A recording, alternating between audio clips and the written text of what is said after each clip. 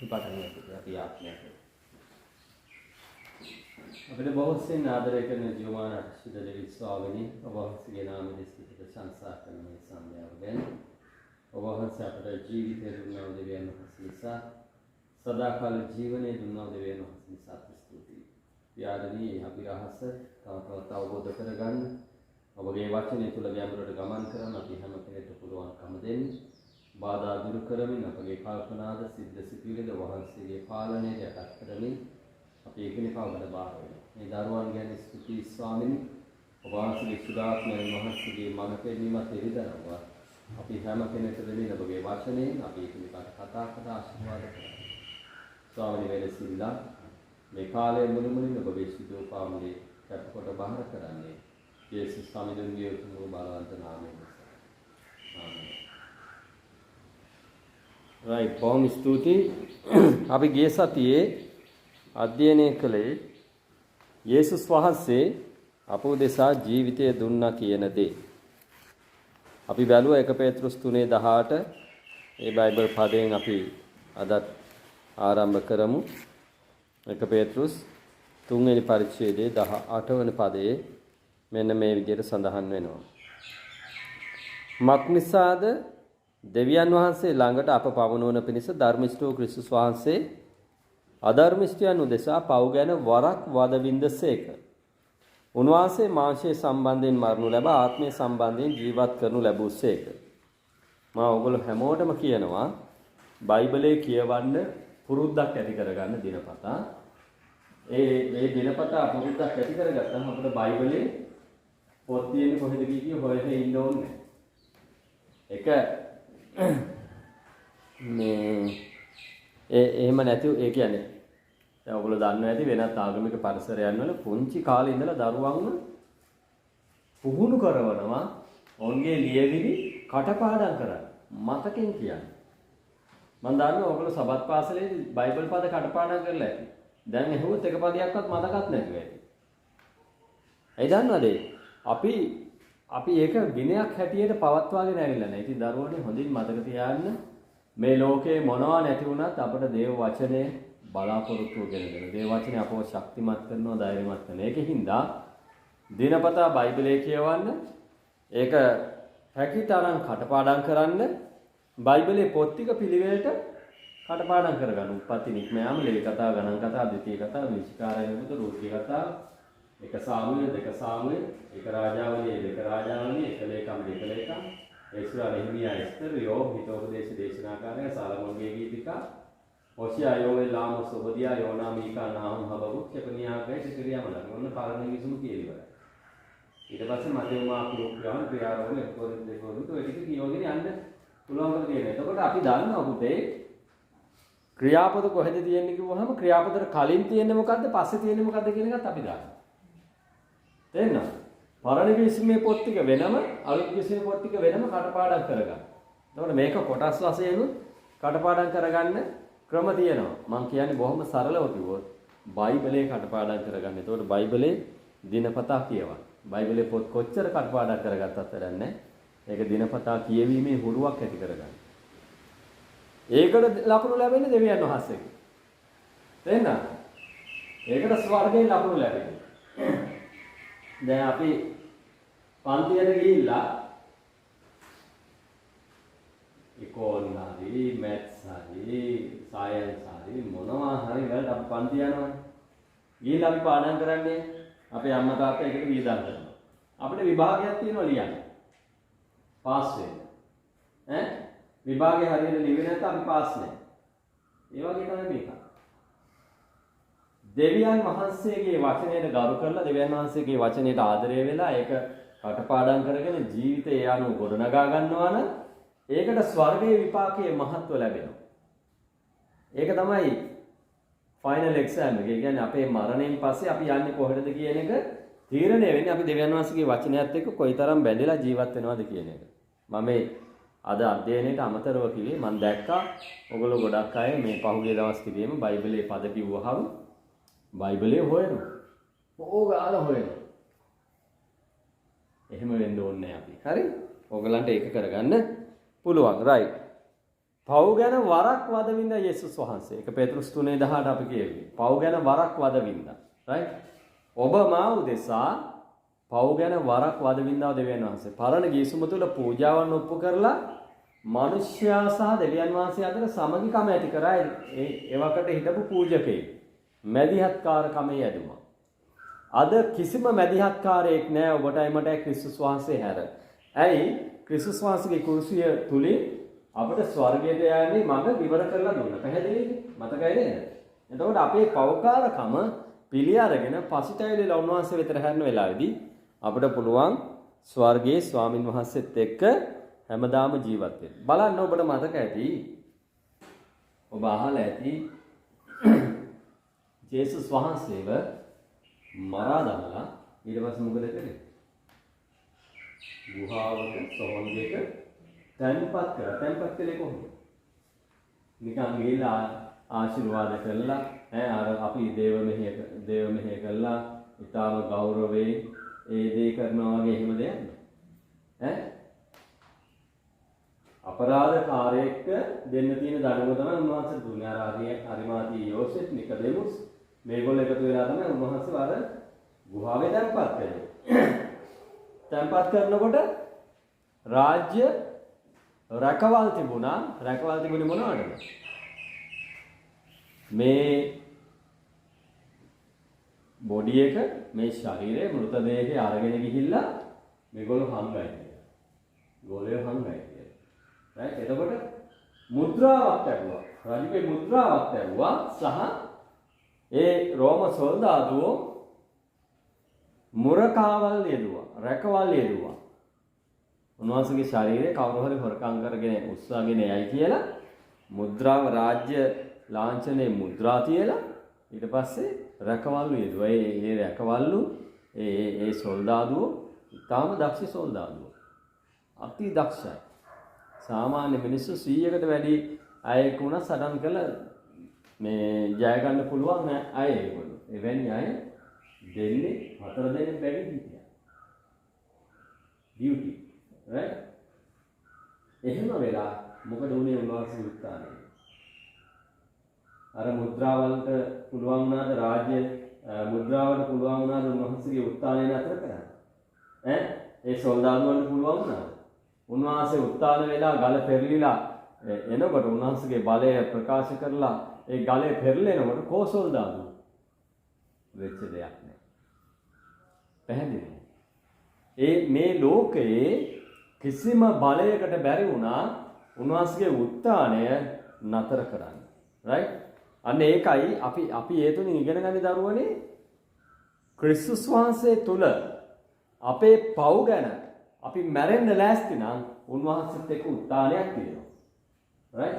අපිට සදාකාලිකව උන්වහන්සේත් එක්ක ජීවත් වීමේ වරම හිමි වෙනවා.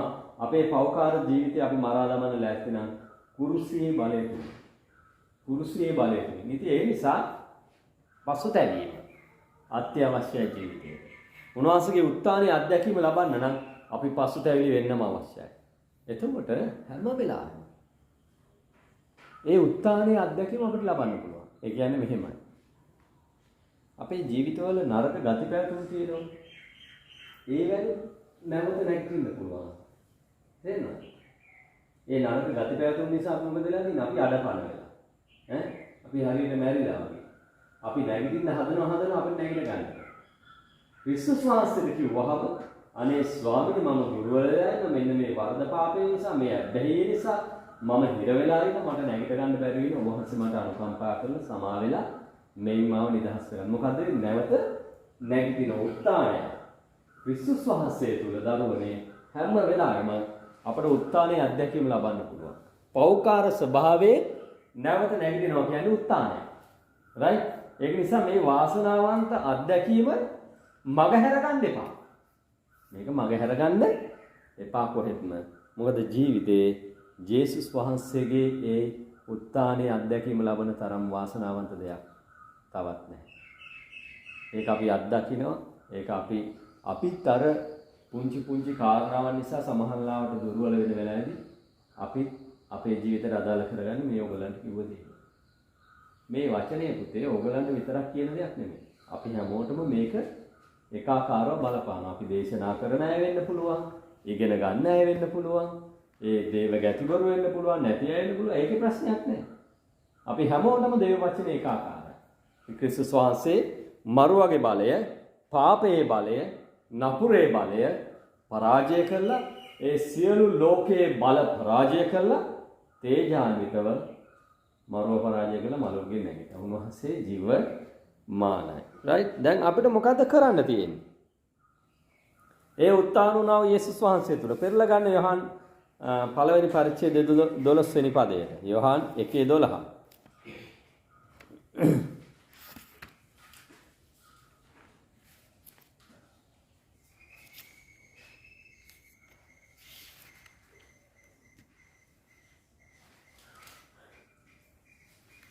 කවුද කියවන්නේ? ටග්ගල කියවන්නේ.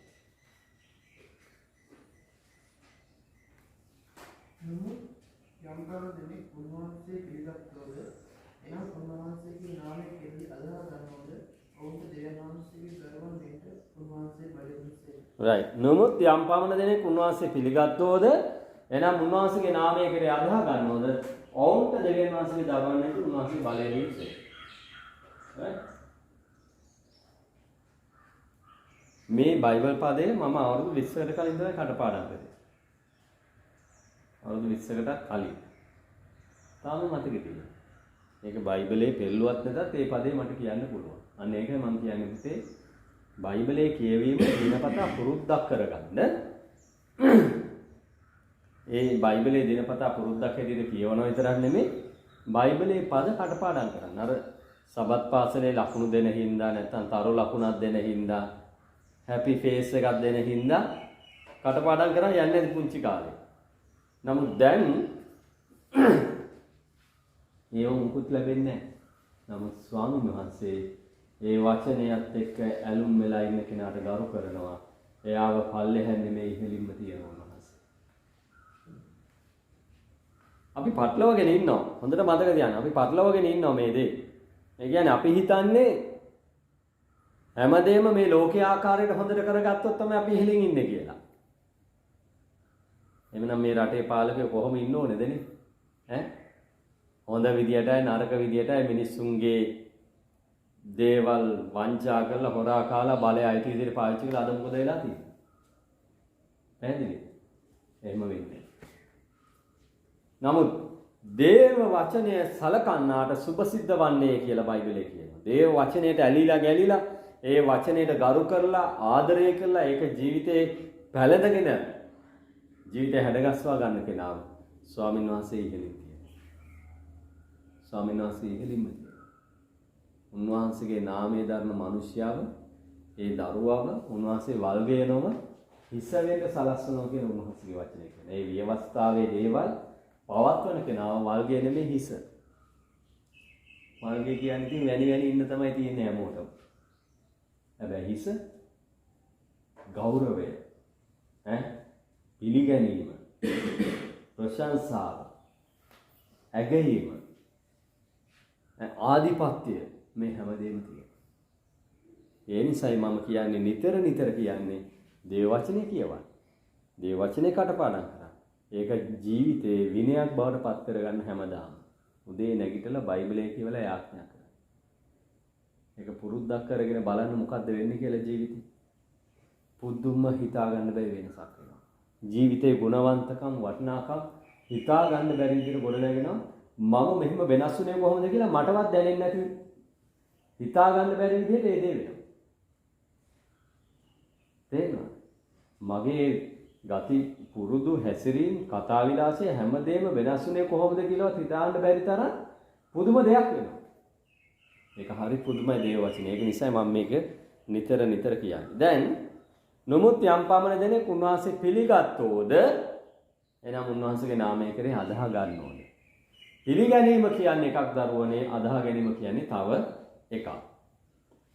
මම කලිනුත් කියලා ඇති ඕගලන්ට කියලා නැද්ද දන්නේ. දැන් පිළිගැනීම කියලා කියනකොට මම මෙන්න මේ සරල උදාහරණ තමයි ගොඩක් වෙලාවට ගන්නේ. ගෙදර කැලෙන්ඩරයක් තියෙනවා. ෆෝන් එකේ කැලෙන්ඩරයක් තියෙනවා.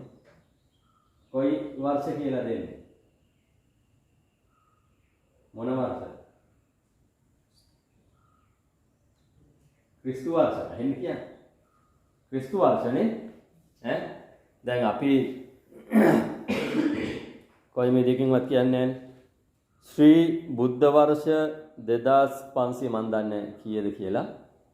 නවම් මාස බුද්ධ දින කියලා එහෙම එකක් කියන්නේ නැහැ. මුළු ලෝකෙම පාවිච්චි කරන්නේ මොකද්ද? ක්‍රිස්තු වර්ෂ. මොකද්ද මේකෙන් කියන්නේ? මේකේ තියෙන ලොකු අභිරහසක්. මේ ලෝකයේ කේන්ද්‍රය තමයි යේසුස් වහන්සේ. මේ ලෝකයේ පරම බලය අයිතිය තියෙන තැනන් වහන්සේ තමයි යේසුස් වහන්සේ. right? ලෝකේ මොන නීති ක්‍රමවේද එක එක රට රාජ්‍යයන් එක එක ආගමික පරිසරයන් එක හදන් හිටියත් කේන්ද්‍රය ක්‍රිස්තුස් වහන්සේ කියන එක මේ සරල දෙයින්ම සනාථ වෙලා ඉවරයි. ඇයි? ක්‍රිස්තු වර්ෂ ක්‍රිස්තුස් වහන්සේගේ උපතත් එක්ක තමයි ක්‍රිස්තු වර්ෂය ආරම්භ වෙන්නේ. right? BC before Christ. පැහැදිලිද? ක්‍රිස්තුස් වහන්සේ පැමිණීමට පෙර පරණ ගිවිසුම. right? After Christ. නැත්නම් after death AD කියලා කියන්නේ. එතකොට ඒ කියන්නේ මොකද්ද? ක්‍රිස්තුස් වහන්සේගේ මරණයෙන් පසුව, ඒ කියන්නේ උන්වහන්සේගේ පැමිණීමෙන් පසුව කියන දේ. එතකොට මේ ලෝකයේ කේන්ද්‍රය ක්‍රිස්තුස් වහන්සේ. දැන් මම මේක ගැන නෙමෙයි ඔයගලන්ට කියන්න උත්සාහ කරේ. හැම ගෙදරකම කැලෙන්ඩරයක් තියෙනවා. ක්‍රිස්තු වර්ෂ කියලා පිළිගන්න. කියන්නේ දැන් 2022 හැමෝම වෙන අවුරුද්දක ජීවත් වෙන්නේ මේ 2022 ජූලි මාසේ 14 වෙනිදා. එතකොට මොකද්ද මේකේ කියන්නේ? මිනිස්සු පිළිගන්නවද නැද්ද ක්‍රිස්තුස් කියලා කෙනෙක් හිටියා කියලා? කැලෙන්ඩරේ පිළිගන්නවා කියන්නේ ගේ ඇතුලේ කැලෙන්ඩරයක් තියෙනවා කියන්නේ ඒගොල්ලෝ දැන ඒගොල්ලෝ පිළිගන්න කියලා. පැහැදිලිද මම මේ කියන්නේ? අපහැදිලි නම් අහන්න. කැලෙන්ඩරයක් ගයක් ඇතුලේ තියෙනවා ක්‍රිස්තු කියලා කෙනෙක් ඉපදුනා. අවුරුදු 2022කට කලින් ක්‍රිස්තුස් වහන්සේ කියලා කෙනෙක් ඉපදුනා. පිළිගන්නේ. ඒකම අපි දන්නවා නත්තල් කාලේනකොට ලෝකේ හැමතැනම නත්තල් සැමරි. දෙසැම්බර් මාසේ ඉඳලා ඉස්සෙල්ලා කඩසාප්පු වලට නත්තල් ඇවිල්ලා නේද? මේ තොරම්බල් නත්තල් ටික ඇවිල්ලා. සරසිලි ටිකයි නත්තල් සිය බාල් ටිකක් ගහ. මේ විජුම්බර ගොඩයි. ඒ නෝනලා තොප්පි දාගෙන නත්තල් සියමගේ නේද? එක එක දේවල් තියෙනවා. දැන් ඒකෙනිත් මොකද්ද කියන්නේ? සමහර ගෙවල් වල නත්තල් ගහ හැදෙනවා. මේවා යම් පණිවිඩ තියෙනවා හොඳේ. නත්තල් ගහ හැදෙනවා සමහර ගෙවල් වල. එයා ක්‍රිස්තියානි අය නෙමෙයි. මොකද්ද මේකෙන් කියන්නේ? පිළිගැනීමක් තියෙනවා. සමස්ත ලෝකය තුල යම් පිළිගැනීමක් තියෙනවා. ප්‍රසිද්ධ පිළිගැනීමක් තියෙනවා. ක්‍රිස්තු කියලා කෙනෙක් ඉපදුණා. ඒ ලෝකේ බහුතර පිළිගැනීම යයි. එතකොට එහෙම ගත්තාම පිළිගැනීම තියෙනවා. හරි. ප්‍රශ්නයක් නැහැ. හැබැයි එයාට දේවදරුවෙක් වෙන්න පුළුවන්ද? බෑ. යම් පමණ දෙනෙක් ක්‍රිස්තුස් වහන්සේ උන්වහන්සේ පිළිගත්තෝද එනම් උන්වහන්සේගේ නාමය කෙරේ අදහා ගන්නෝද? පිළිගැනීම විතරක් මදි. අදහා ගන්න අවශ්‍යයි ක්‍රිස්තුස් වහන්සේ. මොකද්ද අදහාගන්නේ?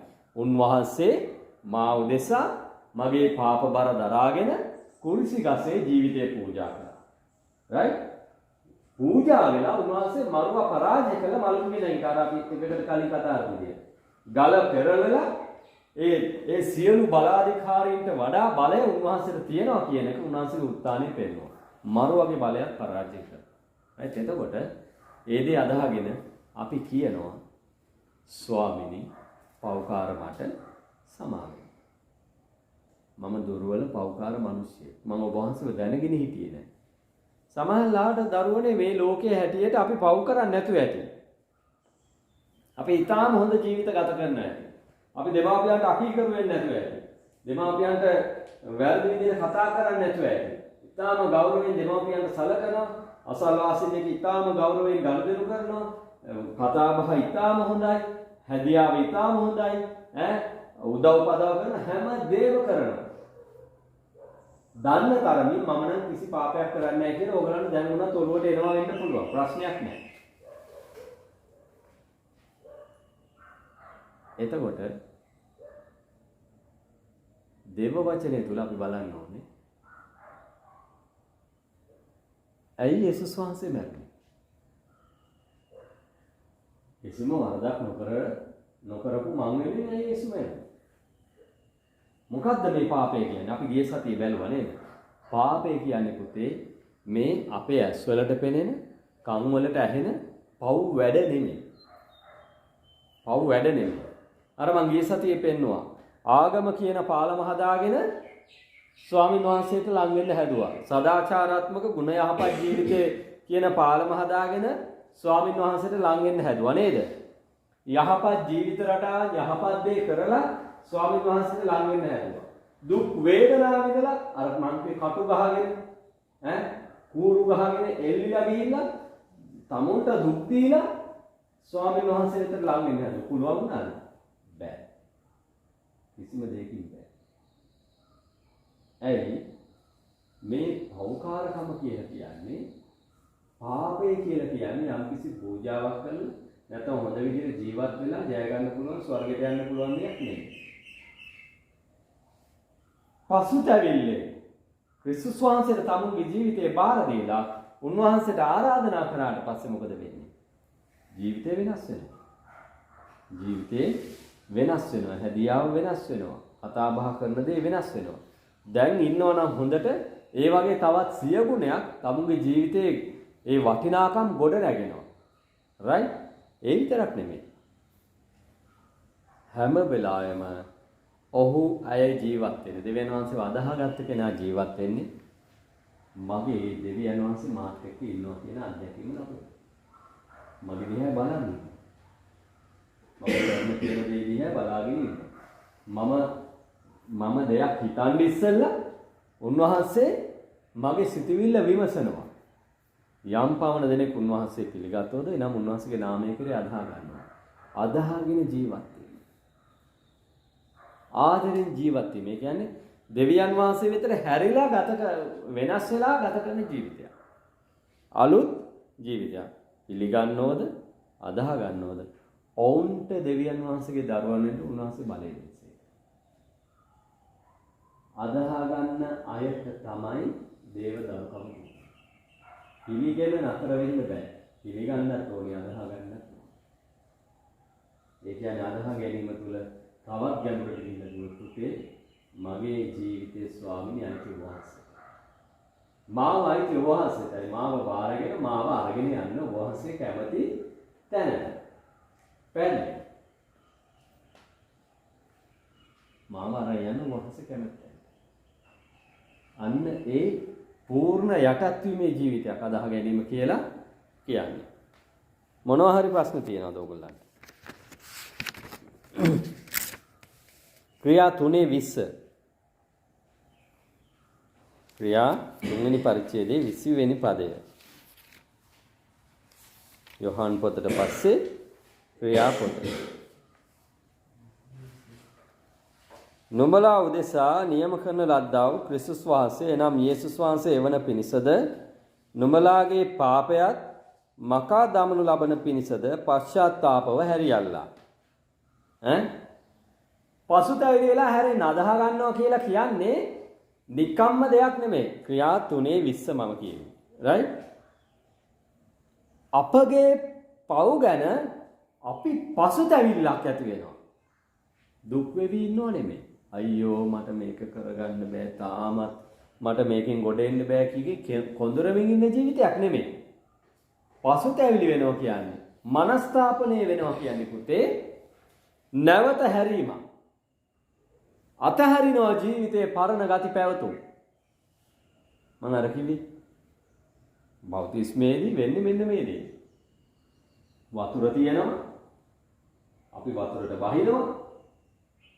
වතුර යටට යනවා කියන්නේ මගේ පරණ මිනිසයා ක්‍රිස්තුස් වහන්සේ මාව දෙසා මරනවා වගේ මම ක්‍රිස්තුස් වහන්සේ සමග මගේ ජීවිතේ ඒ පෞකාර ජීවිතය තැම්පත් කරනවා සංගවනවා වල දමනවා ආයෙත් ඒ ජීවිතය නැගිටින්න දෙන්නේ නැහැ. එතකොට වතුරෙන් ගොඩ එන්නේ කවුද? අලුත් කරනු ලැබූ මිනිසයා. ක්‍රිස්තුස් වහන්සේව පැලන ගත්ත මිනිසයා තමයි වතුරෙන් ගොඩ එන්නේ. ඒක තමයි සංකේතාත්මකව කියන්නේ දරුවනේ. පැහැදිලිද? බෞතිස්මයේ දැන් අපේ සභා ක්‍රමවේදය තුල බෞතිස්මයේදී අපි සභා සමූහය ඉස්සරහා බෞතිස්ම කරන්නේ.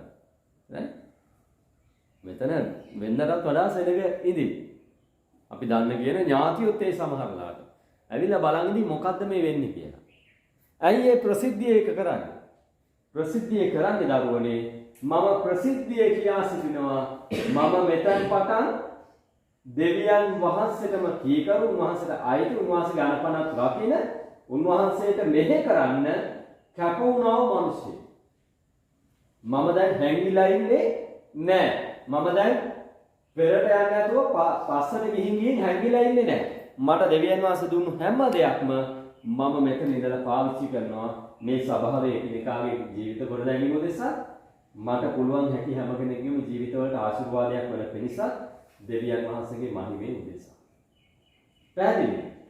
අන්න ඒක තමයි මේ කියන්නේ. ඒ කියන්නේ අර මං කිව්වේ පරණ පව්කාරය ඇවිල්ලා මේ පැත්තෙන් බෞතිස්ම ටැංකියට බැහැලා එහා පැත්තෙන් නැගලා යන එකක් නෙමෙයි. තේරුණාද? පරණ පව්කාරය ඉන්නවා වේලිලා ඉන්නේ පෙඟිලා ගොඩ එනවා. එහෙම එකක් නෙමෙයි. අලුත් වෙයි මේ අත්දැකීමක් ලබන්න. ඒකයි මම කිව්වේ පුතේ. බෞතිස්මේදී අපිට පුළුවන් මේ ටැංකිය ළඟට ඇවිල්ලා හරි මම ස්ථීරයිද මේ තීරණයත් එක්ක නැද්ද කියලා තීරණයක් අරගෙන තමයි වලට බහින්නේ. ටැංකියට බහින්න. එහෙම නැතුව නෑ නෑ ඔයා බෞතිස්ම වෙන්න. දැන් ඔයාගේ වයසත් හරි. දැන් ඔයා විභාගෙත් කරලා ඉන්නේ. ඈ දැන් ප්‍රශ්නයක් නෑ. සහතිකෙත් වටිනවා. රස්සාවකට යන්න. ඔහොම කියන්න පුළුවන් සමානලාට වැඩි. ඒගොල්ලෝ මොනේ දේ කිව්වත් මෙතන මේ ඉගෙන ගන්න දේ ඔළුවේ තියාගෙන යාඥා පූර්වකව දෙවියන් වහන්සේත් එක්ක කතා කරලා මේ තීරණය ගන්න. කොහෙත්ම මේක සම්ප්‍රදායක් නෙමෙයි. තේරුණාද? බයිබලයේ දෙවියන් වහන්සේ අපිට කරන්න කිව්ව අනක් මේක. දීපු අනක්. බෞතිස්මය කියන්නේ අනක්. උන්වහන්සේ අන කරා බෞතිස්ම කරන්න. එතකොට අපිට අනක් ලැබිලා තියෙනවා බෞතිස්ම කරන්න සහ ඔබට අනක් ලැබිලා තියෙනවා බෞතිස්ම වෙන්න. එතකොට කාගේ අනටද කී කරුවේ? අනේ ෆාදර් කිව්වා. ෆාදර්ගේ මුණ බලාගෙන බෑ කියන්නත් බෑ. නිතරම කෝල් කරලා අහනවා බෞතිස්ම වෙන්න නැද්ද පුතේ කියලා මගදිත් අහනවා. පන්තිය පටන් ගත්ත දැන් 3 වෙනි 4 වෙනි පන්තියේ යන්නේ. ඇයි ආවේ නැත්තේ කියලා අහනවා. ඒකින්ද මේ හරි නෑනේ ඔන්න ඔහි ගිහිල්ලා බෞතිස්ම වෙනවා අම්මේ. මහ කරදරේ මේ යකාගේ. එහෙම කියලා හිතලා බෞතිස්ම වෙන්න එපා. හොඳට මේක තේරුම් ගන්න. පැහැදිලිව දෙවියන් වහන්සේත් එක්ක ඔබ ගන්න ගැඹුරු තීරණයක් මේක. මේක ගැන මම වැඩියෙන්ම කියන්නේ මේ තීරණය අපි නිවැරදිව ගත්තොත් මෙතන ඉන්න ඕගොල්ලෝ 7 දෙනාට පුළුවන් මේ ගම පුදුම පෙරලියක් ඇති කරන්න. මේ ගම කන පිට හරවන්න පුළුවන් ඕගොල්ලෝ හරි විදියට මේ බෞතිස්මයට ඇතුළු වෙනවා. පැහැදිලිද? ජීවිත රටාවේ වෙනසක් ඇති වෙනවා. ආකල්පවල වෙනසක් ඇති වෙනවා. හැදියාවේ වෙනසක් ඇති වෙනවා. මිනිසුත් එක්ක ගනුදෙනු කරන විදියේ වෙනසක් ඇති වෙනවා. දෙවියන් වහන්සේට කැප වෙලා පුදුම ගමනක් යනවා. ඒ ගමන යනකොට ඔබව අර මං ඉස්සෙල්ලා කිව්වා වගේ වල්ගේ නෙමෙයි හිස වෙන සලසුනේ. හිතියේ වල්ගේ වගේ. හැබැයි දැන් අපිට මිනිස්සු ගරු කරන්න පටන් ගන්නවා. කොහොමද ඒක වෙන්නේ? දෙවියන් වහන්සේට ගරු කරන මිනිසයාට උන්වහන්සේ ගරු කරනවා. හොඳට මතක තියාගන්න. මේ ලෝකේ විදියට ගරුත්වය හොයාගෙන ගිහලා ජීවිතේට හම්බ වෙන්නේ නැහැ. දැන් ඔය හම්බෙලා තියෙන කට්ටියකට හොඳට හම්බ වෙනවනේ.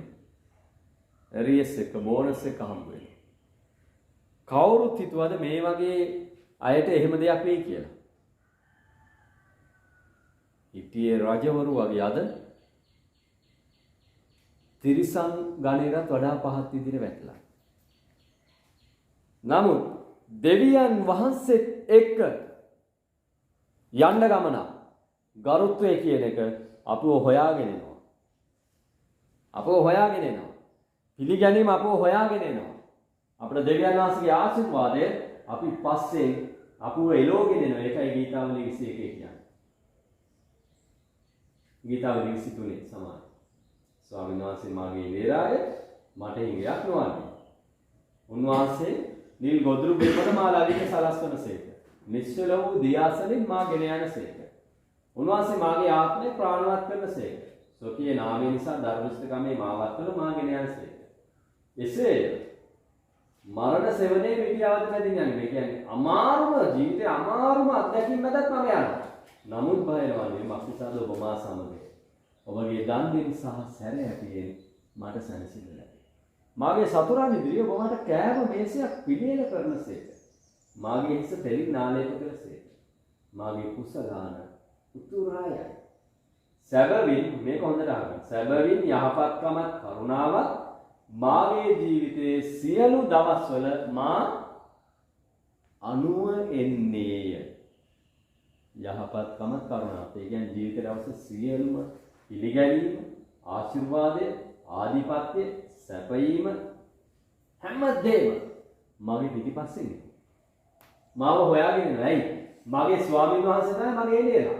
මම උන්වහන්සේ කියන විදිහට ගමන් කරන්නේ. මට මොන බාධා කම්කටොළු මට උදළු දැම්මත් කවුරු ඇවිල්ලා. ඒ කිසි උදැල්ලකට මම යට වෙන්නේ නෑ. මම පාගගෙන පොඩි කරගෙන මගේ ගමන මම යනවා මගේ ස්වාමීන් වහන්සේත් එක්ක. අපේ ගමන අපි යනවා අපේ පාඩුවේ කියලා කතා සින්දුව තියෙන්නේ. නමුත් මගේ දෙවියන් වහන්සේත් එක්ක මම යනවා මගේ ගමන උන්වහන්සේ මාත් එක්ක ඉන්න නිසා. ඔබ මා සමග සිටින නිසා අද මා ජීවත් වෙනවා. ඔබ මා සමග සිටින නිසා අද මා ජීවත් වන්නේ. දෙවියන් වහන්සේ අපිත් එක්ක නම් අපි කාට බයයි. ඒ නිසා අපි මේ නැවත කියන්නේ. ඒ අතිමල. ඒක පුදුම වාසනාවන්ත දෙයක්. උන්වහන්සේටම ඇලිලා ගැලිලා සමීප වෙලා ජීවත් වෙන්න. එතකොට මේ ලෝකේ කිසිම බලවේගයකට බෑ අපව යට කරන්න. ඉතින් පසුතැවිලි වෙන්න. රයිට්? මොනවද කියන්නේ? නැවත හැරෙන්න. වෙනස් වෙන්න ජීවිතේ. පශ්චාත්තාප වෙන්න නේද? 20 වෙනි පදේ කියන්නේ මොකද්ද? නුඹලා උදෙසා නියම කරන ලද්දා වූ ක්‍රිස්තුස් වහන්සේ. අපි උදෙසාමයි උන්වහන්සේව නියම කරේ. මොනවටද නියම කරේ? කුරුසි ගසේ පූජා වෙන පිණිස. එනම් යේසුස් වහන්සේ එවන පිණිසද. නුඹලාගේ පාපයන් මකා දමනු ලබන පිණිසද. පශ්චාත්තාපව හැරියන්න. උන්වහන්සේට විතරයි පුළුවන් අපේ පාප බරෙන් අපව මුදවන්න. අර කටු ගහලා ගියාට ඒක පුළුවන් කමක් ලැබුණේ නැහැ. අපේ විවිධ පුද පූජාවන් ඔප්පු කරා කියලා අපිට අපේ පෞකාරකමෙන් හැරෙන්න, ගැලවෙන්න, නිදහස් වෙන්න පුළුවන් කමක් ලැබුණේ නැහැ. අර මං ගිය සතියේ කිව්වා පාපය නැමැති ගංගාවේ අපි ගිලිලා මැරෙමින් හිටියා. මයිකල් ෆෙල්ප්ස්ගේ පොත හරි ගියේ නෑ. මම හරියට පෙන්නුවා නේද? මයිකල් ෆෙල්ප්ස් කියන්නේ ලෝක ශූරයා පිහිනුම් වලින් හොඳ ක්‍රිස්තියානි මිනිහෙක්. Olympic medals 28. ඔලිම්පික් පදකම් 28. මගේ මතකයේ හැටියට එයා වර්ල්ඩ් රෙකෝඩ් මේක අලුත් කර ඔක්කොම අතර වර්ල්ඩ් රෙකෝඩ් 18ක් 20ක් ඒ වගේ තියලා ඇති. මට ඒක හරියටම මතක නැහැ. පීනවද ස්විමින් pool එකට පැන්නද පැන්නේ රෙකෝඩ් එක. ඒ වගේ මාර මිනිස්සු. හැබැයි එයාගේ පොතත් හරි ගියේ නැහැ. අර ගිලිලා මැරෙන මිනිස්සයා. ඇයි? එයාව ගලව ගන්න අවශ්‍යයි. ඒ ගලවා ගැනීම උදෙසා ක්‍රිස්තුස් වහන්සේ ඒ පාපේ නැමැති ගංගාවට පැන්න අපව ගොඩ තිබ්බා. උන්වහන්සේ මැරුණ අපට අයිති මරණය උන්වහන්සේ දැක්කා. ඒකනේ උන්වහන්සේ උත්තාන. අපි මුළු මිනිස් සංහතියේම පාපය උන්වහන්සේ මත දරා ගනු ලැබුවා. ඉතින් අපේ පව් මකා දමන්න පුළුවන් එකම තැනන් වහන්සේ උන්වහන්සේ. right? ක්‍රියා 26:20. ක්‍රියා 26:20.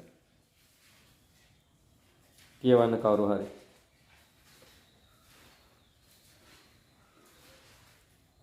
ව්‍යාපෘතේ 26 20 පද. පෙරලගත කෙනෙක් කියවන්න.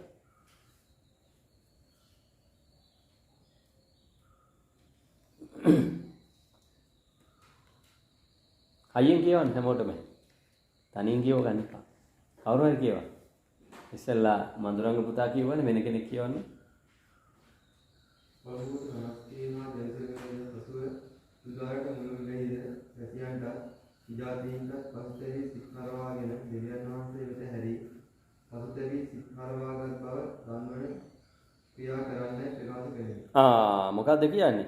මේ පාවුල්තුමා මේක කියන්නේ ඈ. පාවුල් කියන්නේ කවුද? සාවුල්. මතකනේ? ආගම ගැන නැත්තම් පරණ ගිවිසුම ගැන ව්‍යවස්ථාව ගැන පරතරට දැනගෙන ඉගෙනගෙන හිටපු පරිසිවරයෙක්. ඊටාම ගැඹුරු අවබෝධයක් තිබුණු මිනිස්සෙක් ව්‍යවස්ථාව ගැන. මොනවද කරේ? ආගම රකින්න ගියා. මතකයි නේද? දැන් ඔය ආගම රකින්නේ සමහර ආගමික නායකයෝ සමහරලාට දකින්න සිවුරු කරේ. ඈ? රස්තියාදුකාරයෝ. ආගම රකින්නේ. ඊටාම පහත් කතා විලාසය. බුදුන්ගේ ධර්මය මරා දමමින් මිනිස්සුන්ට ඊටාම නින්දිත පහත් විදියට බැනවදිමින් පරුෂ වචන භාවිතා කරමින් මතකයි. දැන් නම් වෙච්ච දෙයක් නෑ. දැන් හැංගිලා ඉන්නේ කොහේ හරි කල් ගුහාවක. තව ටික දවසකින් ආපහු දූෂිත පාලකයෙක් පාලනයට ආවොත් එයයි ඉදිරියට එන්නේ. ආගම රකින්න ගියා ධර්මය මරා දමනවා. මතක තියාගන්න බෞද්ධකම රකින්න ලොකු ධර්ම චක්‍රයක් දාගෙන පාරේ ගහගෙන ගිහිල්ලා කෑ ගැහුවා කියලා බෞද්ධකම රකින්න බෑ. බුදුන් වහන්සේ ඉගැන්වුවේ ඊටාම මොනවාද? අවිහිංසාවාදී ධර්මය. ධර්මයක් ඉගැන්වුවා. ආදර්ශයක් දුන්නා. මේ විදිහට ජීවත් වුණොත් මෙහෙම වෙනවා. right? හොඳින් මතක තියාගන්න ලොකු කුරුසයක් එල්ලගත්තා කියලා ඈ ලොකු ක්‍රිස්තියානි පරිසරයක් පේන ගෙයක් දොරක් භූමියක් හදාගත්තා කියලා උන්වහන්සේ තුල නියම පිටුරේක් හැටියට පෙනී ඉන්න බෑ. මම ක්‍රිස්තියානි කාර්යයක් කියලා කියන්න පුළුවන් කටි. අපරාධකාරයෝ කුරුස දාගෙන ඕන තරම් ඉන්නවා. නේද? පත්තරවල වැටෙන කුරුසේ කාර්යය. කුරුසේ කියන්නේ පළඳනාවක් නෙමෙයි. කුරුසේ කියන්නේ පුතේ සම්පූර්ණයෙන්ම මම උන්වහන්සේට අවනතයි කියන දේ සංකේතවත් කරන දෙයක්. මම ක්‍රිස්තුස් වහන්සේට අවනතයි කීකර. එතකොට මේ දේවල් දාගෙන අපිට ආගම් රැකලා වැඩක් නැහැ. ඒ සංකේත නැති වුණත් කමක් නැහැ. ඒ ධර්මයේ රකින්න ජීවිතයක් ගත කරන්න. අන්න එතනයි මේ සමාජය වෙනස් වෙන්නේ. අපේ ජීවිත වෙනස් වෙනකොට සමාජය වෙනස් වෙනවා. දැන් සාවුල්තුමා ගැන කිව්වේ ඒකයි. ඔහු ධර්මය මරලා ආගම රකින්න ගියා. දෙවියන් වහන්සේව අදහාගෙන පසුතැවිල්ලට ඇවිල්ලා උන්වහන්සේගේ පාමුලේ දන ගහලා යාඥා කරන මිනිස්සු ඉන්න තැන් හොයාගෙන ගිහිල්ලා ඒ මිනිසුන්ට හිරිහැර කරා. මාර ආගම රැකිල්ල නේද? ඈ ආගමක් රකින්න තව කෙනෙක්ට හිරිහැර කරන්නේ ඇයි? එතන දෙවියෝ ඉන්න පුළුවන්ද? නෑ. ඒක තනිකර යක්ෂණික දෙයක්. ඒ පෙළඹීම් වෙනවා නම් ඒ එන්නේ පැහැදිලිවම යක්ෂයාගෙන්මයි. මොන විදිහට ලොකු නමක් තියෙන කෙනෙක් ආවත් ඒ දේ කරන්න එච්චරයි. දෙවියන් වහන්සේට යාඥා කරන මනුෂ්‍යව පීඩාවට පත් කරන්න කිසි කෙනෙක්ට බැවට මතක ඇති දානියෙ යාඥා කරා. මම ඊටත් කලින් කියලා යන අර උසස් වීම ගැන. මොර්දෙකයි කියන්නේ ඒවත් මේ අතරේ බලමු මේ හරි වටිනවා. මම මේ අද උදේ මට තාම මේ පණිවිඩ දාන්න බැරි වුණා මේ රටේ තියෙන තත්ත්වෙත් එක්ක. මම අද උදේ ඇවිල්ලා මෙතනට ඇවිල්ලා යාඥා කර බයිබලයේ පද හොය පෙරලලා පොඩි පොඩි පණිවිඩ හදලා දැන් අද රැට දානවා. පුළුවන් නම් අහන්න. right මේක කියන්නේ මොකද්ද? යුදෙව් වරුන්ට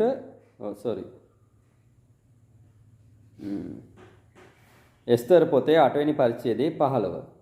මෝර්දෙකයි නිල් හා සුදු රාජ වස්ත්‍රද ලොකු රන් වස්ත්‍රයක්ද රත්නිල් සිහින් හන සලුවක්ද පැළඳගෙන රජු ඉදිරියෙහි පිටතට ගියේය. ශූෂන් නුවර වැසියෝද ഘോഷා කර ප්‍රීති වූහ. යුදෙව්වරුන්ට එළියද ප්‍රීති සන්තෝෂයේද ගෞරවයේද ලැබුණේය. බලන්න දැන් මේක ලොකු කතාවක්. මම කෙටියෙන් කියන මේ එස්තර පොත කියව ගන්න පුදුම ලස්සන පොතක්. මාර පණිවිඩයක් තියෙනවා. දෙවියන් වහන්සේ කියන වචනය එක තැනකවත් නැහැ ඒක. හැබැයි දෙවියන් වහන්සේගේ පුදුම ක්‍රියාව හිතා ගන්නත් බැරි විදිහට ඒ පොතේ සඳහන් වෙනවා. මෝර්දෙකයි ඊටාම දේවභක්තික මිනිස්සෙක්. දෙවියන් වහන්සේට ඇලුම් වෙලා දෙවියන් වහන්සේට ප්‍රේම කරලා උන්වහන්සේගේ අනපනත් රැකපු මිනිස්සෙක්. එස්තරව හදා වඩා ගත්තේ ඔහු. එස්තරව මේක පුදුම කතාවක් කියව ගන්න. හරිම ලස්සන කතාවක්. එස්තරව රාජ බිසව හැටියට තෝරා ගන්න ලබනවා. right? මෙයා යුදෙව් කාන්තාවක්. නමුත් ඒ වෙනත් දේශයක රජු කෙනෙක්ගේ බිරිඳ හැටියට ඇයව තෝරා ගන්න. දෙවියන් වහන්සේගේ පුදුම කරුණාව ඒ රූපශ්‍රීය ඇයට දීලා ඇයට ඒ ආකර්ෂණය ලැබිලා රජ බිසව බවට පත් වෙනවා. දහස් ගාණක් මැදින් තමයි ඇයව තෝරාගන්නේ. right? ඊට පස්සේ මොකද වෙන්නේ? හාමාන් කියලා මහා දූෂිත නපුරු අපරාධකාර පාලකයෙක් ඉන්නවා. පාලකයෙක් කියන්නේ හමුදා පාලකයෙක්. අපි කියමු ආරක්ෂක ඇමති කියලා නැත්නම් හමුදාපති කියලා. ඔහු මේ මෝර්දෙකයිව දැකපු වෙලාවෙ ඉඳලා ඔහුට හිරිහැර කරන්නමයි බලන්නේ. මෝර්දෙකයිට දැනෙනවා, ඔහු දැනගන්නවා රජුව මරන්න කුමන්ත්‍රණයක් මේ පුද්ගලයා සහ ඔහුත් එක්ක ඉන්න කීප දෙනෙක් ප්ලෑන් කරනවා කියලා. මේ පණිවිඩේ අරින්න සලසනයි. දැන් මෝර්දෙකයි ඔහුට ගරුණු කිරීම. ඔහු ඉතාම නරක විදියට බලහත්කාරී ඔහුට ගරුත්ව යොමු කෙනෙක්. හැබැයි මෝර්දෙකයි ඔහුට හිසනවන්නේ ගියේ නැහැ. ඇයි ඔහු හිසනන්නේ දෙවියන් වහන්සේට නිසා. ඉතින් ඊට පස්සේ එතන ඉඳලා මෝර්දෙකයි හිරිහැර කළා. මෝර්දෙකයි මොනවා ජාතියද කියලා බලලා අදටත් එහෙමනේ. ජාති ආගම කියන එක ආවොත් හරි ෂෝක් අපේ මිනිස්සුන්ට. මිනිස්සුන්ව මරා ගන්න, කපා කොටා ගන්න තරම් දෙයක් නැහැ ජාති ආගම ගැන. එදත් එහෙමයි. ඒ හාමාන් මෝර්දෙකයි යුදෙව්වෙක් කියලා දැනගෙන මුළු යුදා සෙනගම එක පැය ගාණක් ඇතුළත මුළු ඒ සංහතියම විනාශ කරන්න ප්ලෑන් එක හැදුවා. right? මම තවත් කෙටි කරන්නම්. මේ කතාව ඕගොල්ලෝ කියවනකොට තවත් ලස්සනයි. ඊට පස්සේ අර හාමාන්ගේ කුමන්ත්‍රණය ඔක්කොම එළි වෙනවා. මෝර්දෙකයිට එල්ලපු මහා උස එල්ලුම් ගහේ ඔහුව රජු විසින් එල්ලනවා. right? හාමාන් මැරෙනවා. මෝර්දෙකයිට ගෞරවය ලැබෙනවා. පේනවනේ මම අර කිව්වේ එකයි. අයුතු විදිහට බලය පවත්වාගෙන යන්න කටයුතු කරනවාද කවුරුත්? ඔය රටේ පාලකින්ටත් වෙන්නේ ඒක තමයි. ඔය එන්න තොණ්ඩුව තද කර ගැනීමක් විතරයි වෙන්නේ. ධර්මිෂ්ඨයන් උසස් වන කල සෙනග ප්‍රීති වෙනවා. දුෂ්ටයන් පාලනය කරන වෙලාවේදී සෙනග සුසුම් ලනවා. බයිබලයේ කියන්නේ අද රට සුසුම් ලන්නේ දුෂ්ට පාලකින් ඉන්න නිසා. දුෂ්ට පාලකින්ව මිනිස්සු තෝරාපත් කරගත්ත නිසා. එදා ඒ දේම සිද්ධ වෙලා මොකද වුනේ අන්තිමට? මෝර්දෙකයිට ගෞරවය ලැබුණා. ධර්මිෂ්ඨයෙක් ඔන්න පාලනයට එන උසස් වෙනවා. මොකද වෙන්නේ? සෙනග ප්‍රීති ഘോഷා පවත්වනවා. අපේ නම් දෘෂ්ටියාවම හන්දිවල පිළිපත් කෑවනේ. රට පාලනය කරන්න මහා අපරාධකාරයෝ වංචාකාරයෝ කියලා දැන පාලනයට ආවන් පස්සේ මොකද අපි ඡන්දය දුන්නානේ. ඒකින්ද හන්දිවල පිළිපත් කෑවා, ප්‍රතිඥා කළා. සමහර අය ඇඟිලි නෑ ප්‍රතිඥා පත්තු කරලා. මේ අපි දන්නේ නැහැ මේ ඇඟිල්ලම නෑ. අර සර් ආපින්න ප්‍රතිඥා පත්තු කරලා ඇඟිලි ඉවරයි. සෝරි මතක්. ජීවිත කාලෙම දුක් විඳිනවා. මිනිස්සු මරාගත්තා. දැන් මොකද වෙලා තියෙන්නේ? මම මේ බයිබලයේ තියෙන දේවල් දරුවනේ අපිට අපේ අස්පනා අපිට බලන්න පුළුවන්. බයිබලයේ කාරණාවන් අපි හරියට අවබෝධ කරගෙන හිටියොත් වෙන්නේ මොනවද කියන එක හොඳට විඥාණයෙන් බලන්න පුළුවන්කම ලැබෙනවා. ගෞරවය ලැබෙනවා දෙවියන් වහන්සේට ලං වෙලා ඉන්නකොට. අන්න ඒකයි මම මේ ඔබට කියන්න උත්සාහ කරේ. ඒක නිසා දෙවියන් වහන්සේට ලං වෙලා ඉන්න මිනිසයාට අත තියන්න නරකක් කරන්න කිසි කෙනෙක් පුළුවන්ද? බෑ. කොහෙත්ම බෑ. අපිට විරුද්ධව ඔසවන අවියා සඵලවන්නේ නැහැ. දෙවියන් වහන්සේට ලං වෙලා ඉන්න මිනිසයාට විරුද්ධව කවුරු එසෙව්වත් අපි සඵල වෙන්නේ නැහැ. ඒ අවිය ඒ අයගේ පැත්තටම හැරෙන්න සලස්වන දෙවියන් වහන්සේ. එමේ දෙවියන් වහන්සේ. right? දැන් ඔන්න මෝර්දෙකයිට ගෞරවය ලැබුණා කියන එකනේ. දැන් සාවුල් තුමා මොකද කරේ? සාවුල් ආගම රකින්න පිණිස ධර්මය පසුපස ගමන් කරපු ක්‍රිස්තුස් වහන්සේව අනුගමනය කරමින් උන්වහන්සේට ආදරය කරලා උන්වහන්සේත් එක්ක යාඥාවෙන් කන්නලාවෙන් දේව වචනේ අහලා ගොඩ නැගිලා ඉස්සරහට යන මිනිස්සුන්ගේ ජීවිත දැකලා ඔහුට ඉන්න බැරි වුණා. ඔහු එයාට හිරිහැර කරන්න පටන් ගත්තා. පුදුම විදියට හිරිහැර කරන්න පටන් ගත්තා. ඔන්න කලන්න, පෙලන්න, පීඩා කරන්න, හිංසා කරන්න, වාචික හිංසා, මානසික, ශාරීරික හිංසාවල් කරන්න පටන් ගත්තා. ඔවුන්ව අල්ලලා හිර කරගත්තා. ඊට පස්සේ ඔවුන්ට ඊට පස්සේ දැඩි දඬුවම් දෙන්න. නැත්නම් මරා දාන්න අවසර ගන්න පිණිස මොකද කරේ? දැන් ඔහු යනවා. රජුගේ බලය ලබාගෙන අවසරය අනුමැතිය අරගෙන ඇවිල්ලා මේ මිනිස්සුන් විනාශ කළා දාන්න යනවා. යනකොට මොකද වෙන්නේ? ඔන්න ස්වර්ගයෙන් හඬක් එනවා. මොකක්ද ඇහෙන්නේ? සාවුල් සාවුල් නුඹ මට පීඩා කරන්නේ මක් නිසාද? මේ කතාව ඔයගොල්ලෝ අහලා. සාවුල්ට නමින්ම කතා කරනවා. කවුද කතා කරන්නේ? දෙවියන් වහන්සේ, යේසුස් වහන්සේ. සාවුල් බලනවා මේ මගේ නමින් කතා කරන්නේ කවුද? කවුරුත් නෑ පේන්නේ. හැබැයි හඬක් ඇහෙනවා. ඔහු දන්නවා මොකද විවස්ථාව හොඳින් දන්න කෙනෙක් ඔහු දන්නවා දැන් මේ හඬ ඉහළින් පැමිණෙන හඬක් කියලා. ඔහු දනින් ඉඳලා අහන්නේ ස්වාමිනී කවුද? ඔබ කවුද? නුඹ මට පීඩා කරන්නේ මක් නිසාද? බලන්න මම මේ නෙබුකද්නේසර් ගැන කියන්නේ හිටියේ නෑ. සාවුල් ගැන කියන්නේ හිටියේ නෑ. නමුත් මේ කතා දෙකේ සම්බන්ධය බලන්න. නෙබුකද්නේසර්ට හිංසා පීඩා කරා. හාමා කවුද යාත් එක්ක හිටගත්තේ? දෙවියන් වහන්සේ. right? මෙතන අහනවා සාවුල් ඔයා ඇයි මට පීඩා කරන්නේ? මගේ දරුවෙක්, ඒ කියන්නේ ක්‍රිස්තුස් වහන්සේව අදහන දරුවෙක්ට කවුරු පීඩා කරත් උන්වහන්සේ අහන්නේ ඇයි ඔබ මට පීඩා කරන්නේ? දරුවෝ යන්නේ ඒකයි කියන්නේ. ඔබත් මමත් ක්‍රිස්තුස් වහන්සේත් එක්ක නම් ඒ ගමන යන්නේ. අපිට කාටවත් පීඩා කරලා ඒ ඇයට ජය ගන්න ඉඩ තියන්නේ නැහැ. උන්වහන්සේ ජය ගන්නවා. උන්වහන්සේගේ දරුවන්ට උන්වහන්සේ ජය දෙනවා. right? ඇයි ඔයා මට පීඩා කරන්නේ? ඔබ කවුද? මම වනාහි නුඹ පීඩා කරන යේසුස්. ඔයා මටයි පීඩා කරන්නේ. අපිට හිරිහැර කරන කෙනාට දෙවියන් වහන්සේ කියන්නේ ඔබ පීඩා කරන්නේ උන්වහන්සේ. හොඳට මතක තියාගන්න. අපි අවංකව ස්වාමීන් වහන්සේ ඉදිරියේ නිර්දෝෂීව ජීවත් වෙන්න උත්සාහ කරනවා නම් අපි කරන්නේ කියන්න උත්සාහ කරන දේ උන්වහන්සේගේ ගෞරවයේ මහිමිය උදෙසා නම් කවුරු මොනවත් බය නැහැ. දෙවියන් වහන්සේ යම් වෙලාවක පසක් කරලා දෙනවා. ඔබ මම කළ දේ මොකද්ද? ඔබට මට විරුද්ධව කවුරු හරි මොනවා හරි කරනවනම් ඒ අය කළේ මොකද්ද? ඒකේ හර බැල මොනවද කියලා පෙන්නලා දෙනවා. ඒක ටිකක් කල්යයි. හැබැයි ඒ ඔසවපු අපි සියල්ල නිෂ්ඵල කරන්න උන්වහන්සේලා. සාවුල්ව නිහඬ කරා.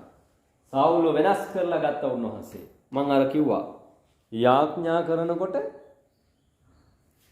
වැරදි විදිහට සැලසුම් කරලා දානියෙල්ව හිරගෙදර සිංහගුවාවට දාපු දේ මේ ඒ පාලකයෝ.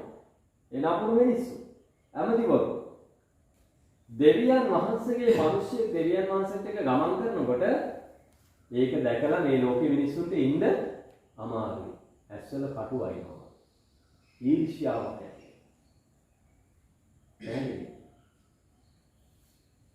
දානියේ ස්වාමීන් වහන්සේට ඉතාම ගෞරවනීය ගමනක් ගියා.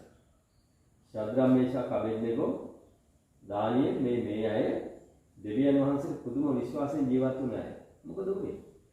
අර තුන් දෙනා ගිනි උදුනට දැම්ම මොකද උනේ? එක රෝම කූපයක්වත් දැවිලා තිබුණා. දුම් ගනවත් වැදිලා තිබුණාද නැහැ? ඇයි? ඔවුන් නැගී සිටියේ ස්වාමීන් වහන්සේ උදෙසා. දානියෙල් සිංහපුවාට දැම්මා. දානියෙල් මොකද කිව්වේ?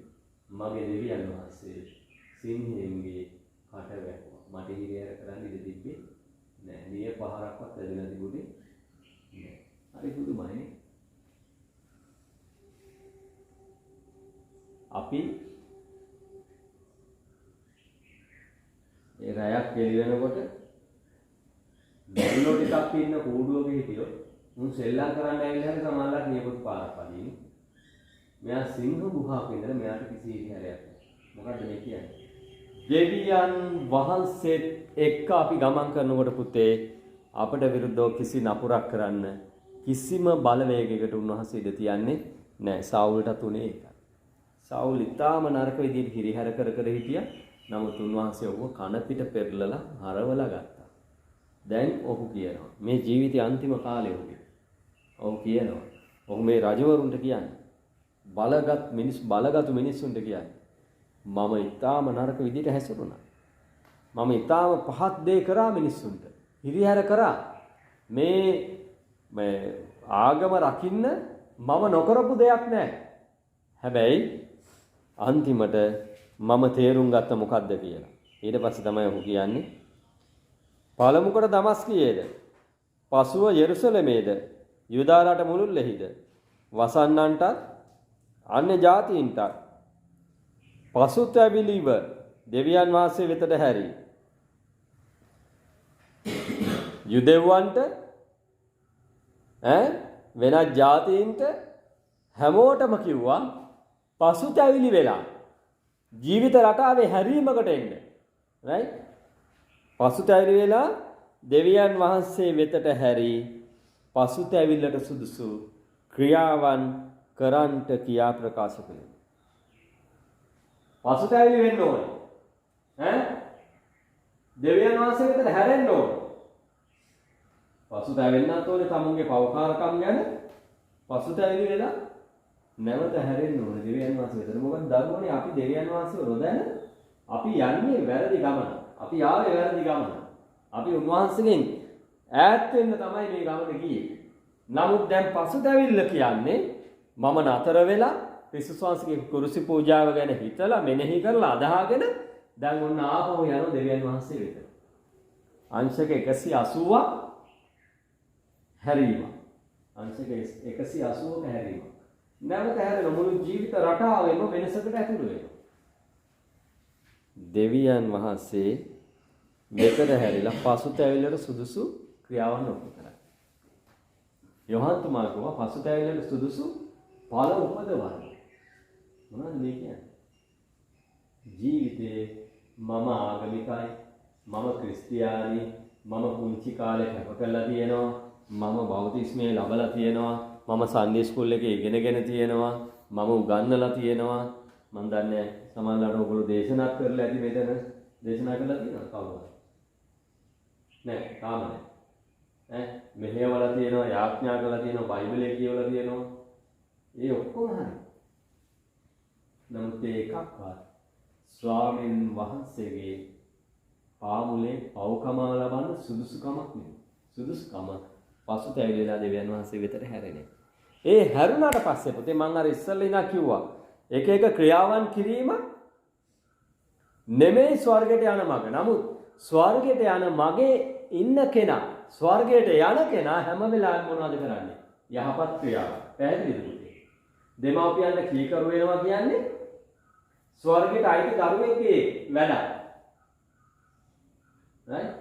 එහෙම වරදක් වුණොත් වැරදිලා හරි වැරදි වචනයක් හරි පුංචියට හරි අම්මාගේ තාත්තගේ හිතේ දුන්නොත් මොකද කරන්නේ? යාඥා කළ දෙවියන් වහන්සේගේ පසුතැවිලා අම්මට තාත්තට ගිහිල්ලා කියනවා අනේ අම්මේ තාත්තේ මට වැරදුනා මම සමාව. ඔයගොල්ලෝ කිව්වා මට ඒක තේරුණා ඒ මම ආසහින්ද මම ඒ වැරද්ද මගේ අතින් සිද්ධ වුණා. මගේ ඒ වරදින්ද ඔයගලගේ හිත විදුණා ඔයගලන්ට දුක හිතුණා. අනේ මට සමාව වෙන්න කියලා කියන්න පුළුවන්කම ලැබෙනවා දෙවියන් වහන්සේගේ ඒ දරුකම ලැබපු කෙනාට. එතකොට පසුතැවිල්ලට සුදුසු ඵල උපදවන්න සුදුසු ක්‍රියාවන් කරන්න කියන්නේ ඒකයි. දෙවියන් වහන්සේට ලං වෙලා ජීවත් වෙනවා කියන්නේ උන්වහන්සේට යාඥා කරනවා කියන්නේ උන්වහන්සේගේ වචනේ කියවනවා කියන්නේ උන්වහන්සේ මට දීලා තියෙන යහපත් දේ උන්වහන්සේගේ ගෞරවය දිසා පාවිච්චි කරනවා කියන්නේ අපි වැරදි මඟ ගමන් කරන්නේ නැහැ කියන්නේ. වැරදි ක්‍රියාවන් අත්හරිනවා කියන්නේ පසුතැවිල්ලට සුදුසු ඵල උපදවනවා කියන්නේ. පැහැදිලිද පුතේ? අපේ ජීවිතවල අපි පසුතැවිල්ලට සුදුසු ක්‍රියාවන් ඔප්පු කරනවා කියලා කියන්නේ අන්න ඒකටයි. ඉරිදා දේව මෙහෙට එනවා කියන්නේ කවුරුත් කියන නිසා කරන දෙයක් නෙමෙයි. මම දෙවියන් වහන්සේට ආදරේ නිසා මම දේව පාමුලේ ඉන්නවා. right? පැහැදිලිද දැන්? ආව හඳ දකින්න වගේ දේව මෙහෙ ඉන්න එපා කියන්නේ අපි යන්නේ ඒකයි. පැහැදිලිද? එන්න. දේව පාමුලට එන්න. දේව වචන ඉගෙන ගන්න. දැන් මේ බෞතිස්ම පන්තියෙන් පස්සේ මම නම් ආසයි ඔයගොල්ලොත් එක්ක තව හැමෝම එක්ක හරි මෙතන මොන වෙලාවක හරි දාගෙන බයිබලය ඉගෙන ගන්න. මොකද අපිට අනිත් හැම දෙයකටම වෙලාවක් තියෙනවා. අන්තිමට ඉරිදා දේව මෙහෙට එන්නත් වෙලාවක් නැත්නම් අපිට. අනිත් ඔයගොල්ලෝ හිතනවාද ඉරිදා දේව මෙහෙන් අපිට අවශ්‍ය පෝෂණය ඔක්කොම ලැබෙනවා කියලා? නෑ. බයිබලයේ ඒ දෙවියන් වහන්සේ වදහාගත්ත මිනිස්සු මොකද කරේ? දිනපතා උන්වහන්සේගේ වචනේ ඉගෙන ගත්තා. සමූහයක් හැටියට එකතු වෙලා යාඥා කරා. උන්වහන්සේගේ වචනේ තියෙන දේවල් ඔවුන් ඉෂ්ට කරන්න පටන් ගත්තා. හැමෝම පුදුම විදියට අපකප වෙලා දෙවියන් වහන්සේගේ මහිමේ ක්‍රියාවන් එකිනෙකා සමග කරන්න පටන් ගත්ත එකතු වෙලා. අද අපි සමහර හැකියා දක්ෂතා ටැලන්ට් අපිට තියෙන නමුත් අපි ඒවා අර ටැලන්ට් උපමාවේ කියන වගේ අපි බල දාලා. ඕගොල්ලෝ හැමෝටම තියෙන විශේෂ හැකියාව. ඒ හැකියාව ගෙනෙන්න මෙතෙන්ට. ඒක දෙවියන් වහන්සේට පඳුරක්සේ ඔප්පු කරන්න. බලන්න මොකද්ද වෙන්නේ කියලා. හිතා ගන්න බැරි තැන් වලට දෙවියන් වහන්සේ ගියේ. හිතා ගන්න බැරි තැන්. ඒක නිසා දෙවියන් වහන්සේගේ පාමුලේ බෞතිස්මය ලබනවා කියලා කියන්නේ මම සම්පූර්ණයෙන්ම උන්වහන්සේට අවනතයි. මට දීලා තියෙන සියලු දේ අයිති උන්වහන්සේටයි. මම දැන් උන්වහන්සේට අපකප වෙලා වැඩ කරන්න පටන් ගන්නවා. එතකොට තමයි සබාවල් ඉස්සරහට යන්නේ පිබිදිලා. නේද?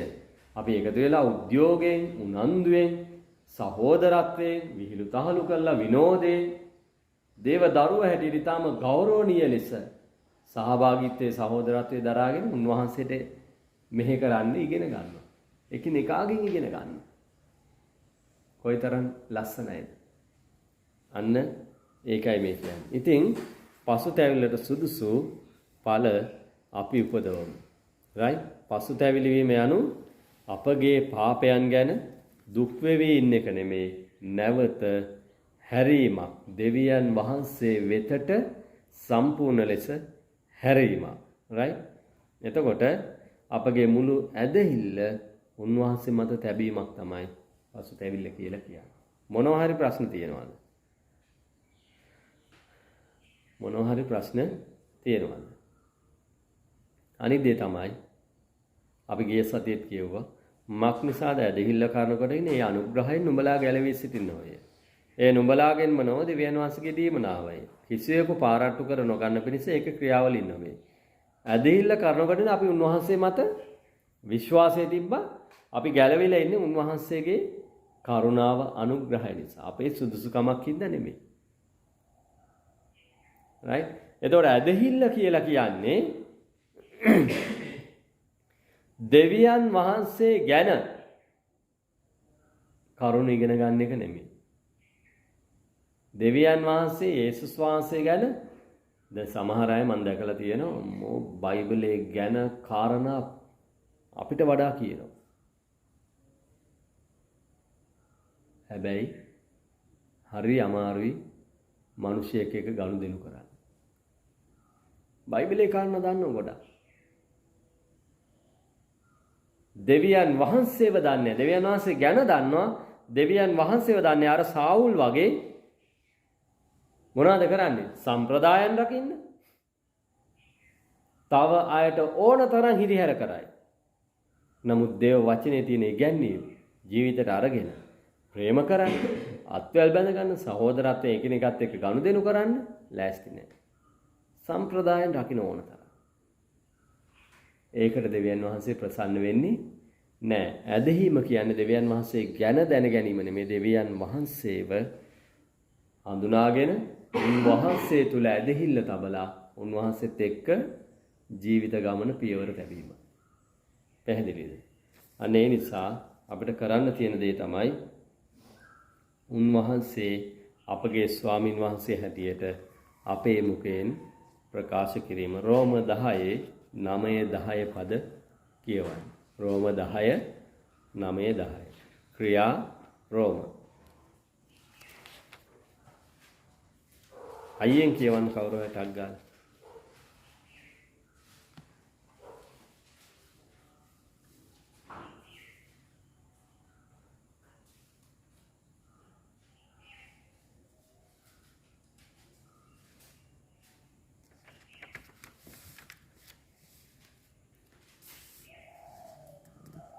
නමය 10 13 ඔය පද තුනම කියවා.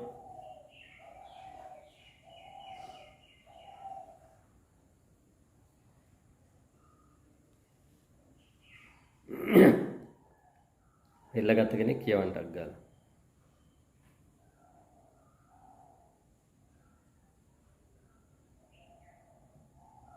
කුමක් හේද යේසුස් වහන්සේ ස්වාමීන් වහන්සේයි මුලින් විශ්වාසකරන්නේ දෙවියන් වහන්සේ විසින් උන්වහන්සේ මනෝගේ නිවිතව බව සිතින් අදාගන්නේ නම් සුබ ගලවනු ලබන්නේ. මක්නිසාද මනුෂ්‍ය ධර්මිෂ්ඨකම් පිණිස සිතින් අදාගන්නේ. ගැලවී පිණිස මුඛයෙන් කියා දෙන්නේ. උන්වහන්සේගේ අදහස් කවරෙක්වත් ලැජ්ජාවට නොගනින්නේ. ලියවිලි කියන්නේ මක්නිසාද යුදෙව්වාද දෙවියාද අතරේ ප්‍රවේදයක් නැත. එකම ස්වාමීන් වහන්සේ සියල්ලන්ට ස්වාමීව උන්වහන්සේට යාඥා කරන සියල්ලන් නිසා මොහොසත්ව සිටිනසේක. මක්නිසාද ස්වාමීන් වහන්සේගේ නාමයට යාඥා කරන කවුරුම කරන ලබන්නේ. right බොහොම ස්තුතියි. අපේ මුඛයෙන් අපි ප්‍රකාශයක් කරන්න තියෙනවා. මොකද්ද ප්‍රකාශය? මං උදෙසා ක්‍රිස්තුස් වහන්සේ කුරුසියේ මැරුණා. ක්‍රිස්තුස් වහන්සේ තමයි මගේ ස්වාමින් වහන්සේ. මම එක එක ස්වාමිවරුන්ට යටත් වෙලා හිටියා. මොනවාද ස්වාමිවරු? මේ මොබයිල් ෆෝන් එක එක ස්වාමියෙක්. එතකොට ටීවී එක තව ස්වාමියෙක්. දැන් මේ තරුණ වයසේදී ගෑනු ළමයෙක් නැත්තම් පිරිමි ළමයෙක් කියන එක තවත් එක ස්වාමි කෙනෙක්. මොනවා කරන්න ගියත් ඔළුවට එන්නේ එයා. ඒ තරම් දෙයක් තවත් නැහැ. එහෙම හිතෙන්න පුළුවන්. ස්වාමීත්වය යම් කිසි දෙයකට අපි දීලා තියෙනවද? මුදල් වලට, අධ්‍යාපනයට, ඒ කිසි දෙයකට නෙමෙයි ස්වාමීත්වය දෙන්න ඕනේ ක්‍රිස්තුස් වහන්සේට. ක්‍රිස්තුස් වහන්සේට ස්වාමීත්වය දීලා ස්වාමීන් වහන්සේ මගේ ඔබ වහන්සේ තමයි මගේ ස්වාමීන් වහන්සේ කියලා ප්‍රකාශ කරනවා. ඒක හිතින් හිතා ගන්න විතර නෙමෙයි මුඛයෙන් ප්‍රකාශ කරනවා. අන්නේ මුඛයෙන් ප්‍රකාශ කරන කෙනා තමයි ගලවන්න ලබන්නේ. පාප අන්ධකාරයෙන්, මේ ශාපයෙන්, මේ යක්ෂයාගේ සියලු නපුරු උපායෙන් අපව ගලවලා දේව දරුවෙක් හැටියට අපව තෝරා ගන්න නම් අපි අපේ මුඛයෙන් ප්‍රකාශ කරන්න අවශ්‍යයි ක්‍රිස්තුස් වහන්සේ මගේ ගැලවුම්කාර ස්වාමින් වහන්සේ කියලා. අන්න ඒක තමයි අපි නිතරම දැන් අපි හිස් නමාගෙන මෙන්න මේ යාඥාව කියන්න කියලා මම නිතරම සමූහයට කියන්නේ. ඒ යාඥාව කරවන්නේ මොකද අපි හිතින් විතරක් නෙමෙයි මේක තියෙන්නේ. අපේ මුඛයෙන් අපි ප්‍රකාශ කරන්න අවශ්‍යයි ක්‍රිස්තුස් වහන්සේ ස්වාමින් වහන්සේ කියලා. එතනදී විතරක් නෙමෙයි මෙතනින් එහාට හැම වෙලාවෙම මගේ ජීවිතේ මේ මගේ ස්වාමින් වහන්සේ කියලා මම ප්‍රකාශ කරනවා. කොහොමද ප්‍රකාශ කරන්නේ? මම දන ගහලා යාඥා කිරීම තුලත් මම කියන්නේ ඒකයි. ජේසුනේ වහන්සේ මගේ ස්වාමින් වහන්සේ. මට ඔබ වහන්සේ අද දවසේ මඟ පෙන්වන්නේ. යා යුතු මාර්ගයේ මට ගුරුකම් දෙන්න. සුද්ධකම පවිත්‍රකම තුල ජීවත් වෙන්න මට අවශ්‍ය බලය දෙන්න කියලා කියන්නේ ඒකයි. පැහැදිලිද? මේ ගමන දරුවනේ පුරුද්දෙන් යන්න බෑ. පුරුද්දෙන් යන්න බෑ ක්‍රිස්තුස් වහන්සේත් එක්ක ගමන. සමහරවිට ඔයගොල්ලෝ හැමෝම යනවා ඇති පුරුද්දෙන් වෙන්නේ නැති. නමුත් ස්වාමීන් වහන්සේ අද කියනවා පුරුද්ද අතහරින්න. පුරුද්ද ස්වාමි කෙනෙක්. ඒ ස්වාමිටත් සමුදෙන්න. මමයි ඔබේ ස්වාමියා. මමයි ඔබේ ගැලවුම් කරුවා. මගේ ස්වාමීත්වයට යටත් වෙලා මාත් එක්ක මේ ගමන යන්න. මම ඔබව මෙහෙවනවා. ඔන්නේ එයයි ස්වාමීන් වහන්සේ අපිට කියන්නේ. එතකොට ඊට පස්සේ කියනවා උන්වහන්සේගේ නාමයට යාඥා කරන කවරෙකු නමුත් ගලවන. එයා ක්‍රිස්තියානි පරිසරයෙන්ද, එයා වංශවත් කෙනෙක්ද, මේ සමාජ ක්‍රමයේ තියෙන හැටියට අඩු කුලයේ කෙනෙක්ද? දැන් මේ ගමත් එහෙමනම් අඩු කුලයයිද? නේද? මේ ගම අඩු කුලයේ අය හිටපු ගම. දැන් ඒ પરම්පරාවෙන් තමයි ඔයගොල්ලොත් ඇවිල්ලා තියෙන්නේ. දැන් මොකද්ද ඕගොල්ලෝ තියෙන අඩුව කියන්නකො මට? දෙන්න. දැන් කියන්නේ අපේ අත්තලා මුත්තලා අඩු කුලයේ අය. ඒකනේ ආගමික නායක මේ ගමට අඩිය තියලා නැත්තේ. පැහැදිලිද? ප්‍රතික්ෂේපිත ජනතාවක් හිටපු ගමක් මේ. හැබැයි දෙවියන් වහන්සේගේ මිනිසියෙත් ඒ පණිවිඩය ගිහිල්ලා එයා මෙතනට ආවා. මේ ගමට පය තිබ්බා. අද අන්නේ නිසා මේ පළාතේ පරණම දේවස්ථානය ගොඩ නැගෙනවා. right? දේව ජනතාවක් ගොඩ නැගෙනවා. දෙවියන් වහන්සේට ආදරය කරන සමූහයක් ගොඩ නැගෙනවා. දැන් මොකද්ද තියෙන ප්‍රශ්නේ? උන්වහන්සේ බැලුවද මේ අඩු කුලයේ අයට මගේ සුභාරංචිය ඒ අයට දරන්න බෑ. ඒ අයට ඔරොත්තු දෙන්නේ නැහැ. ඒ අයට ගැළපෙන්නේ නැහැ. ඒ අය මට ගැළපෙන්නේ නැහැ කියලා උන්වහන්සේ හිතුවද? නෑ. අද සමහර වෙලාවට ආගමික නායකත්වයන්ට තෝරා ගැනීමේදී මේ කුලය බලනවා. මහා ලොකු ධර්මය ගැන කතා කරාට බුදුන් වහන්සේ ජේසුස් වහන්සේ ගැන කිය පාරම් බබා දේශනා කරාට ඉගැන්නුවට අන්තිමට තනතුරට එන්නේ මොකද්ද බලන්න? කුලය බලනවා. වංශවත්කම ඒ කියන්නේ ලොකු පවුලකින් දෙන්නේ නැත් දෙන්නේ කියලා බලනවා. ඔන්න අපේ தත්ත්වය. ඉතින් හරියයිද රටකට? ඒක තමයි මේ රටට මෙහෙම වුනේ.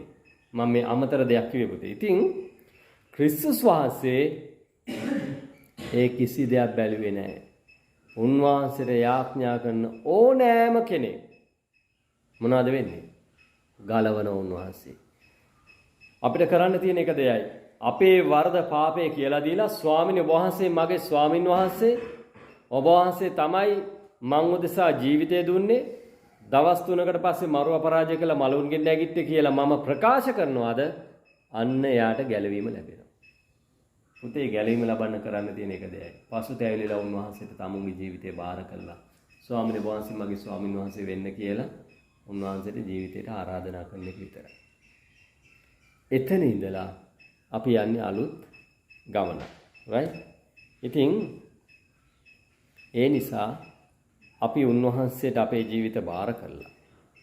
කැප කරලා right? අපි උන්වහන්සේත් එක්කම මේ ගමන යන්න මොනවද කරන්න තියෙන්නේ? දිනපතා උන්වහන්සේට යන්න. දිනපතා උන්වහන්සේගේ වචනේ කියවමු. right? අපි අවබෝධයෙන් යුක්තව උන්වහන්සේගේ වචනයත් එක්ක ගනුදෙනුවකට යෙදෙමු. පුරුද්දක් කර ඇති කරගමු. දිනපතා උන්වහන්සේත් එක්ක කාලය ගත කරන්න. උන්වහන්සේව අදාහ ගන්නවා කියන්නේ උන්වහන්සේගේ ස්වාමිත්වයට යටත් වෙනවා කියන්නේ මෙන්න මේයි. උන්වහන්සේ පස්සේ කවුරු හරි එන්න කැමති නම් මොනවාද උන්වහන්සේ කිව්වේ? මාගේ කුරුසිය රැගෙන දවස්පතා මානු ඒවා. දවස්පතා දෙවියන් වහන්සේව වන්දනාමාන කරන ගෞරවනීය ජීවිතයක්. මම ජීවත් වෙන්නේ පුතේ එතකොට මං උදෙසා නෙමෙයි. දෙවියන් වහන්සේ උදෙසා. දෙවියන් වහන්සේ උදෙසා ජීවත් වෙනකොට හැම අතිම උන්වහන්සේ ගෞරවය ප්‍රශංසාව අපිට ගෙනලා දෙන හැයි අපේ ජීවිත හරහා උන්වහන්සේ ගෞරවයටපත් වෙනවා. අපි කොයි තරමට උන්වහන්සේට ගරු කරනවද ඒ තරමට උන්වහන්සේ අපිට ගරු කරනවා. කොහොමද ඒ ගරුත්වය දෙන්නේ? දෙවියන් වහන්සේ මට ගරු කරනවා කී ඉන්න තියනවාද එතකොට? මොකද්ද වෙන්නේ කියන්නේ? මේ සමාජයේ අපිව අර මං ඉස්සෙල්ලත් කිව්වේ වල්ගේ නෙමෙයි හිස වෙන්න සලසන අපව ඉහලින් ඉහළට පියවරෙන් පියවර ගෙනියනවා. ඒකයි යාකෝබ් පොතේ කියන්නේ ඔබට අඩු මොකද්ද? වරද කොට නොතබන්නා වූ බොහෝ කොට දෙන්නා වූ ස්වාමින් වහන්සේගෙන් ඔහු ඉල්ලාව. ප්‍රඥාව අඩු නම් ඉල්ලන්න ස්වාමින් වහන්සේගෙන්. උන්වහන්සේකට දොස් කියන්නේ. බොහෝ කොට දෙනවා. එතකොට මොකද වෙන්නේ? අපව ඉහළට යනවා නිකම්. අපට හැම අතින්ම කරුණාව, උපකාරයේ සහයෝගයේ ස්වාමින් වහන්සේ ගෙනල්ලා දෙනවා. හිතා ගන්න බැරි මිනිස්සුව පව අප වෙනුවෙන් නැගිට ඕන. උන්වහන්සේ කතා කරනවා.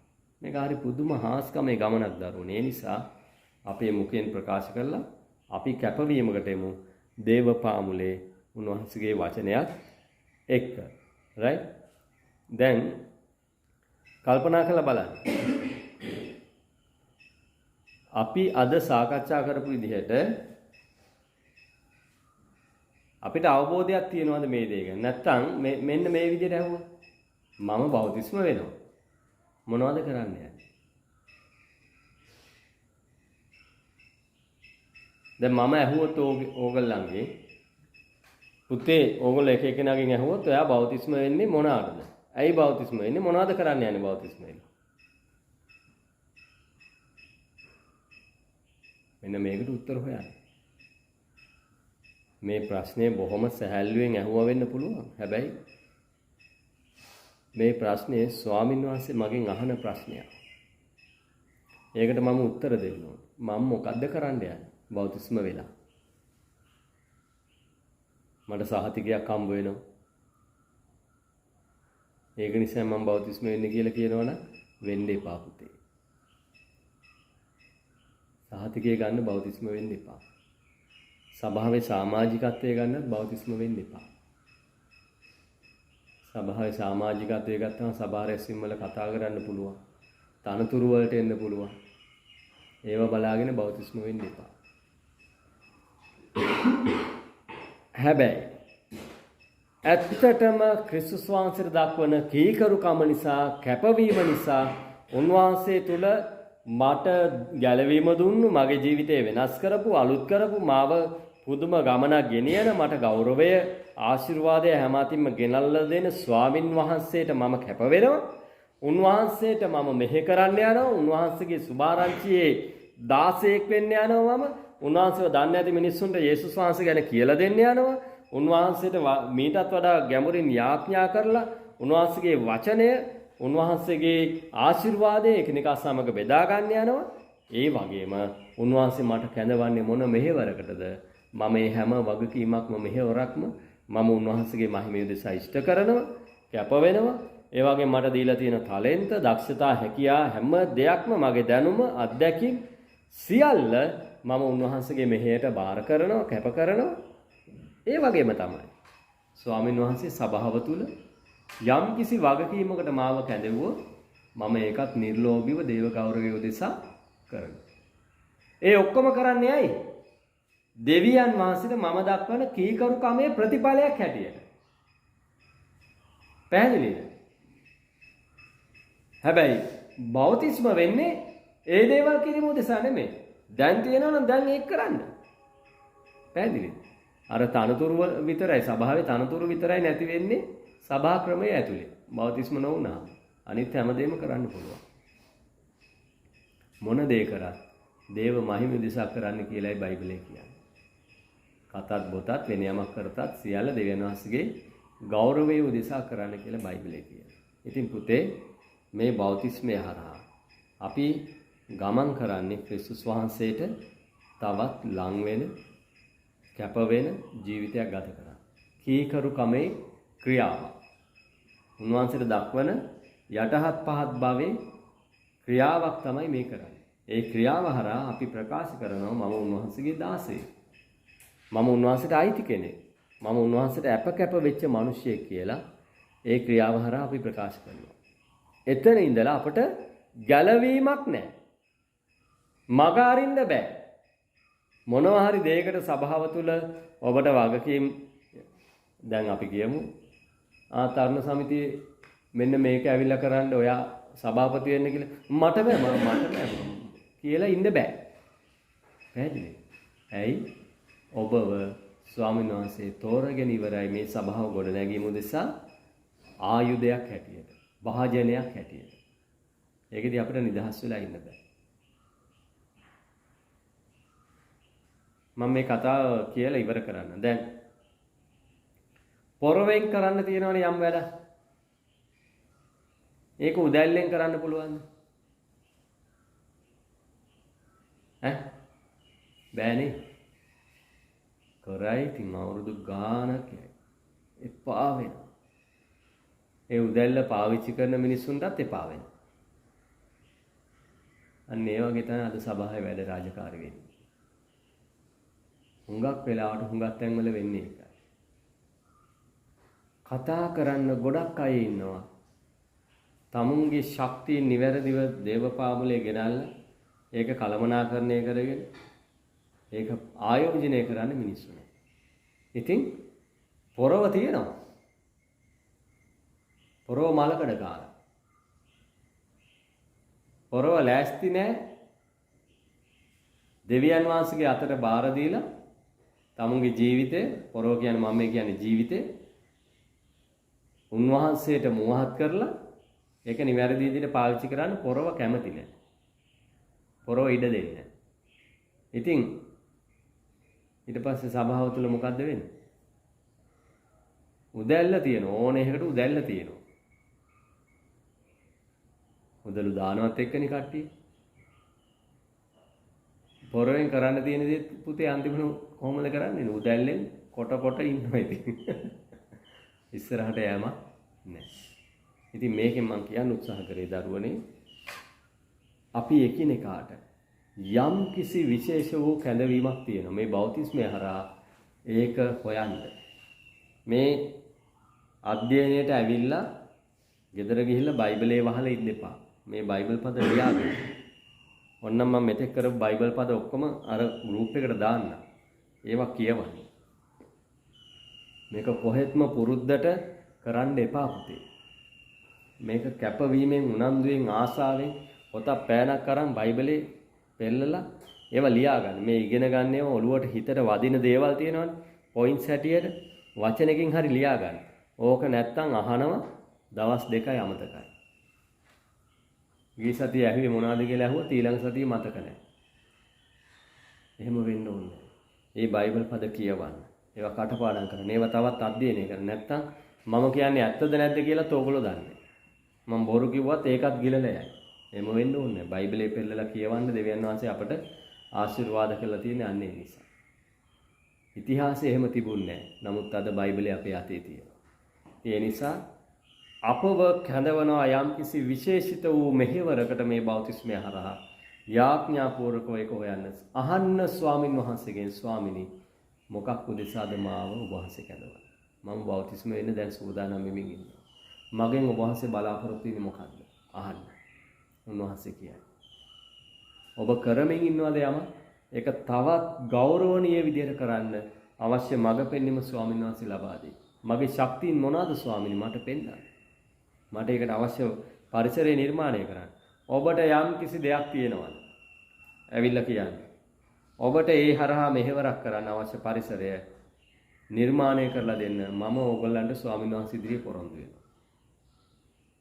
ඔබට දීලා තියෙන හැකියාව, දක්ෂතාව, ටැලන්ටය නිවැරදිව පාවිච්චි කරන්න වේදිකාව මෙතන හදලා දෙන්න සභාවත් එක්ක ගනුදෙනු කරලා ඒ පරිසරය හදලා දෙන්න මම ලෑස්තියි.